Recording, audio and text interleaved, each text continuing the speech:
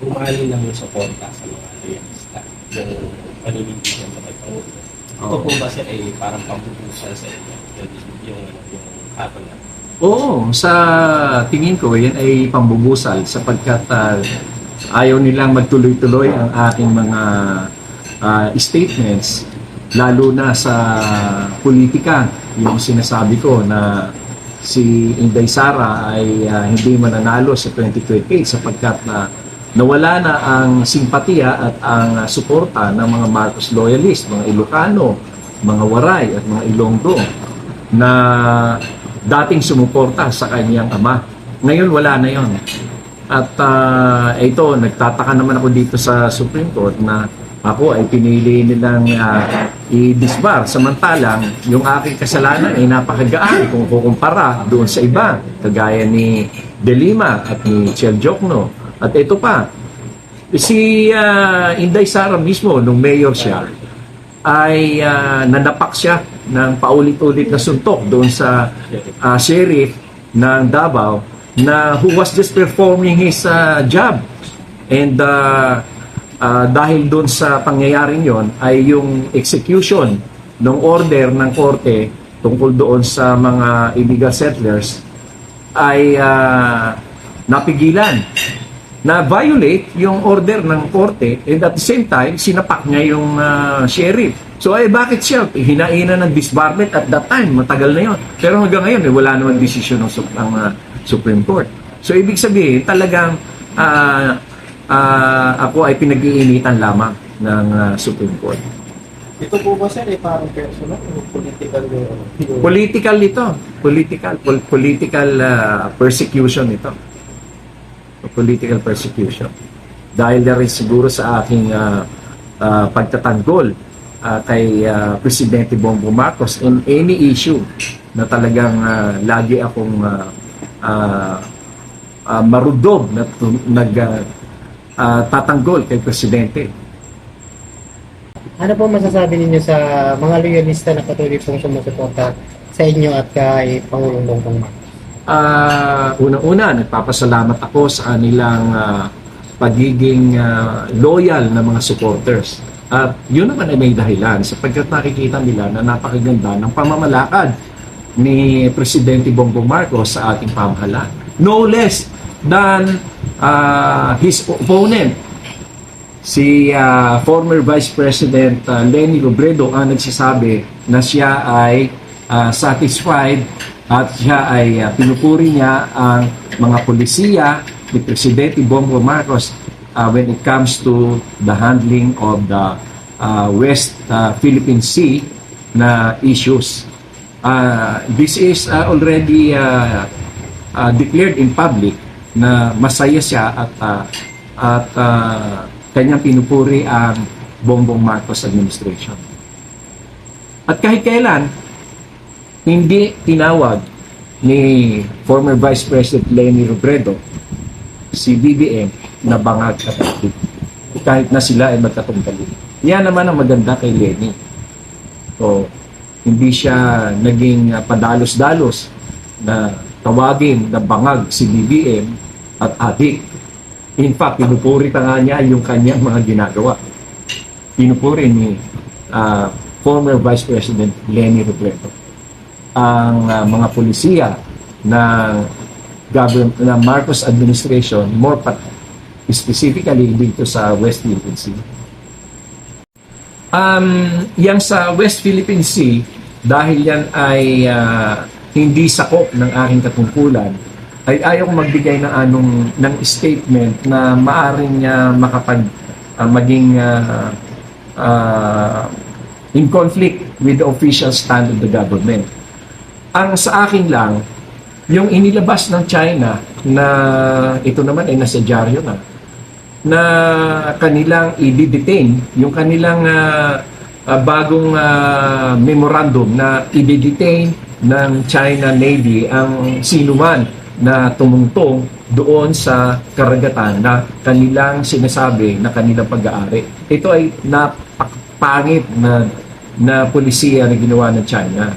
Dahil na itong mga mangingisda ay hindi naman sila equipped ng mga modernong kagamitan, ng mga radar na para malaman kung sila ay nakatungtubo sa karagatan na kiniklaim ng China. At yan naman ay maliliit na mga mangingisda lamang yan, mga mahihirap na kababayan natin. Ngayon, yung kanilang direktiba na i-detain ng 30 days to 60 days, yung kung sino man yung mahuli nila, ay hindi talaga, yan ay magti-trigger lamang ng mas mainit na sigalot sa usapin yan. Hindi talaga tama yung ginawa ng China na yan. Palagay niyo, Sek, mangingialam ang iba't ibang bansa dito? Ang siguro ay ito ay pagkakataon na sa ibang bansa na magbigay ng kanilang ng pagtutol sa polisiya na nilabas ng China. Dahil sila rin ay apektado sapagkat alalahanin natin na itong South China Sea, West Philippine Sea ay napakaraming claimant yan. Hindi lamang Pilipinas, kundi pati na rin ang Vietnam at ang Malaysia, even Japan. And so, ito ay maglilikha ng mas malaking sigalot. Hindi lamang sa atin, kundi yung relasyon din ng China sa ibang bansa. Pati yung India, Sek. Actually, nangingialam din sila. Yung India pala, India. Oo. Siguro, kasi dapat sa pagka ikaw ay miyembro ng Community of Nations or United Nations, talagang siyempre, tinututulan mo ang anumang bagay na maglilikha ng sigalot sa isang lugar. Of course, dapat iiwasan natin yung magkaroon ng sigalot o gera. Sek, ano pong masasabi natin sa mga DDS vlogger na nagsasabi ng bangog daw si David Beng? Sila ang nagpahama kay Inday Sara. Sila ang may kasalanan kung bakit matatalo si Inday Sara sa 2028. Sigurado yan, matatalo si Inday. Sayang, kaibigan ko pa naman si Inday at may pinagsamahan kami niyan, ilang buwan kami na magkasama sa campaign, magkasama kami kumakain, at magkasama kami nagbibiyahe, nagkakampanya. Pero dahil sa kagagawan ng mga DDS vloggers, tawagin yung bangag at adik si BBM, siyempre mawawala ng boto si Sara. Si Sara ay biktima ng DDS vloggers. Ang may kasalanan kung bakit matatalo si Sara sa 2028 ay yung mga DDS vloggers. Sek, last na lang na ano pong masasabi niyo sa mga vloggers na patuloy na sumusuporta sa China? Hindi naman sila makabayan kapag gaganyan. Oo. Hindi ko malaman kung saan nila napulot yung kanilang prinsipyo na susuportahan nila ang China. Mga ibang bansa na lang sila. Pumunta na lang sila sa China.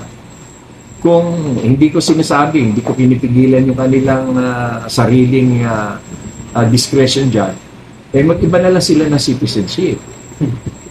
Kapag ganon. Dahil mismo si Presidente ay nagtatanggol sa ating karapatan dyan sa China. O Presidente na nga yun bakit ka naman magsasaliwa doon? Bakit mo hindi susundan ang polisiya ng ating gobyerno? We have to remember that the President is the chief architect of our foreign relations. So kung ano yung desisyon ng Presidente, ay dapat ayun ang ating sundin. Sek, isa na lang po, last na po ito. Panawagan niyo po sa mga sulit na taga-suporta niyo po. Yung mga taga-suporta ni Larry Gadon ay eto ako, nakita nyo noon, pogi pa rin. At ako ay nagpapasalamat ng buong puso sa inyong patuloy na pagsusuporta sa akin, lalo na kay Presidente Bongbong Marcos. Patuloy lang ninyo kaming suportahan sapagkat ang mga adikain ni Presidente Bongbong Marcos ay ating isinusulong at yan ay lahat ay makabubuti sa kapakanan ng ating bansa at sa kinabukasan ng ating bayan at sa kinabukasan ng ating mga anak at mga susunod pang henerasyon. Maraming salamat sa inyo.